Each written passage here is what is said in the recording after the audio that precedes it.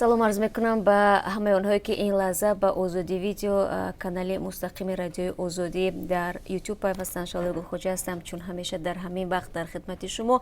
Ва ҳоло соат дар ҷумҳурии Чех расода ҳаст ва дар Душанбе пойтахти Тоҷикистон ман баъди 3 соат дигар боз шуморо даъват мекунам ки дар пахши мустақими барномаи хабарии радиои озодӣ моро ҳамроҳӣ кунед, ки дар он ҷо мо хабаргузоришҳои зиёд дорем ки мехоҳам ба саҳми шумо берасонам. Аммо то шурӯи барномаи хабарӣ якҷо бо шумо нигоҳе меандозем ба сархати чанд хабару гузорише ки ҳоло дар дасти ман ҳаст.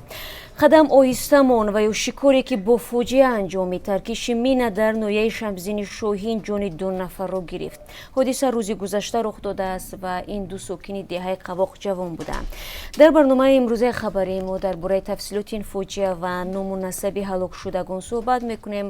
Бояд бигӯям ки ноҳияи Шамсдини Шоҳин собиқ Шуробод дар марзи Афғонистон қарор дошта. Замони ҷанги шаҳрвандӣ яке аз маконҳои даргирии миёни нерӯҳои давлатӣ ва мухолифон буд. Зимнан дар Тоҷикистон дар 20 соли ахир аз таркиши минаҳо 490 нафар осеб дида, 375 нафар ҳалок шуданд ки 90% онҳо сокинони осоишта мебошанд. майдонҳои минакорӣ шуда бошад аз замони ҷанги шаҳрвандӣ солҳои 1992 ва 1997 боқӣ мондааст. аз вагони даҳшатнок ба манзили дуҳуҷраӣ ва ё гардиши куллӣ дар зиндагии хонаводаи 3 фарзанду бесарпаноҳ ҳамагӣ дар як шабона рӯз. баъди гузориши радиои озодӣ дар мавриди зиндагии тоқатфарсои як зани танҳо ҳамроҳи 6 фарзандаш дар вагони бомодар, афроди саховатманд дар ихтиёри ин оила хонаи дуҳуҷраиро гузоштанд.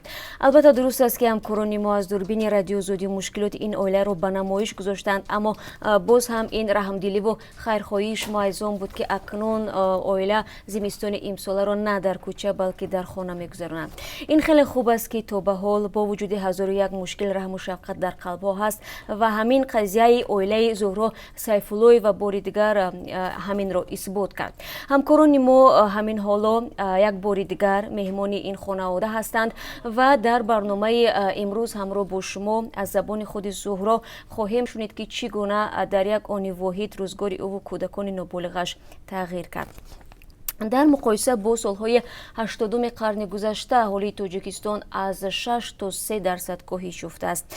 ин омор бар асоси гузориши барномаи нуфузшумории тозаи Созмони Милали Муттаҳид аст ки имрӯз дар Душанбе муаррифӣ шуд. бо чунин нишондод Тоҷикистонро ба гурӯҳи кишварҳои бо афзоиши миёнаи аҳолӣ шомил карданд.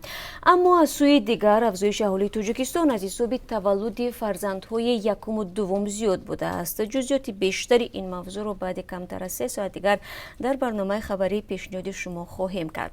Ӯзбекистон соҳиби нирӯгоҳи барқии ҳастаӣ мешавад ки назираш дар Осиёи марказӣ нест. маблағи бунёди он миллиардҳо долларро дар бар мегирад ва хишти аввалро дар сохтмони нирӯгоҳ Владимир Путин ва Шавкат Мирзиёев мегузоранд.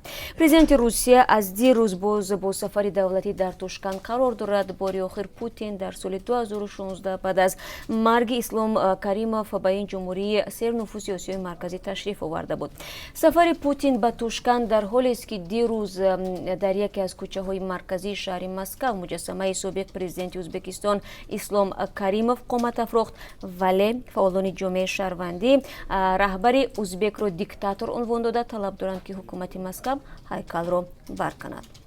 акнун келинҳои коргар ва пулёб дар хонаводаҳои суннатии тоҷик эҳтироми бештар қоиланд ва дар қабули тасмиму қарорҳо садояшон шунида мешавад. ин назари ман нест, балки хулосаи пажӯҳише дар чанд деҳаи Тоҷикистон аст ки муайян кардааст мавқеи келинҳо дар хона нисбати чанд соли пеш тағйир ёфтааст. ҳамакнун аксари хонаводаи шавҳар зидди ба кор баромадани келин нестанд ва худи ҳамсарон ҳам бо таваҷҷӯҳ ба вазъи мушкили иқтисодӣ дар оила розӣ ҳастанд ки хонаводаҳояшон дар иқтисоди ин оила саҳм дошта бошанд. маъмулан келин дар оилаҳои тоҷик иҷрои тамоми кори хонаро бар дӯш дошта, ҷои кор кардану соатҳои зиёд аз хона берун буданро хуш қабул намекарданд аъзои дигари хонаводаи шавҳар. хуб, мавзӯи боқадр шудани келинҳои пулдорро дар барномаи имрӯз матраҳ мекунем. бо мо биёед ва ину дигар гузоришҳои ҷолибро ҳамроҳ бо мо тамошо кунед. хуб, тавре гуфтам баъд аз 3 چند ساعت دیگر من همه شما رو در پخش مستقیم برنامه خبری رادیو آزادی منتظر میشم و ضمناً چون شما در پخش مستقیم نوید بامدادی زیاد از ما نشانی رادیو آزادی را خواستید، من یک بار دیگر به همه شما دوستان عزیز تکرار میکنم که خبر و عکس و ویدیوهای خود را شما میتوانید طریق ایما، وایبر و واتساپ با رقم 420 724 053 959 فرستید.